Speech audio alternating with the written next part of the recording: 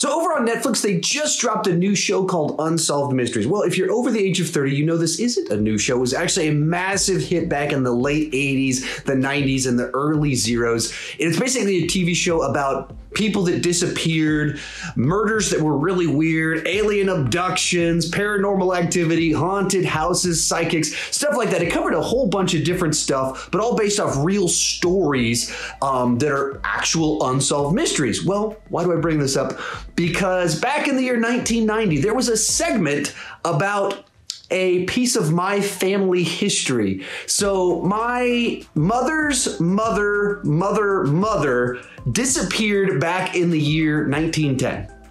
And apparently her and her husband did not get along. He was kind of maybe abusive, maybe only emotionally abusive, but was not a good husband. They did not get along. And so therefore, she ended up disappearing. And back in the year 1990, they did a segment about this because one of my grandmother's cousin was working in a store and a psychic appeared to her and told her that she believed that her grandmother hadn't just disappeared, or said like, did your grandmother disappear? She's like, she did actually. Well, I believe that she was murdered.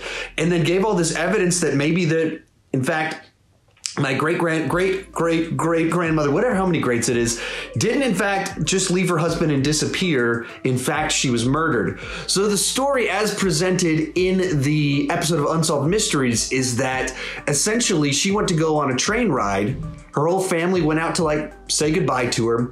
And then potentially maybe she got in an argument with a man who killed her and buried her in an unmarked grave down the railroad tracks. And there's a whole urban legend in Ellis, Missouri about the woman whose body was found on the train tracks and buried in an unmarked grave.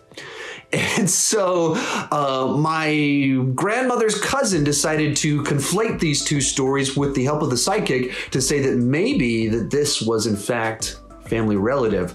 So if you go back far enough on all on my mother's side of the family, it's all maternal, mothers, whatever, however that is, you might in fact find murder in the mix, but you definitely have an unsolved mystery. So that's my family's claim to fame, is that maybe we've got murderer blood in there, or someone disappeared and what my great-grandma or second cousin, who knows what's he, went to a psychic and learned that perhaps there's a murderer in the family. If you want to check this out, you can actually, I found the episode down below. It's like the middle segment. If you find the one about a train and this family in 1910, that's the one that's about some leg of my family from a little while back.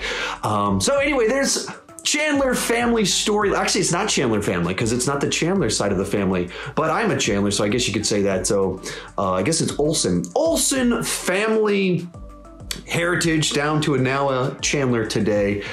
There you have it. Story time.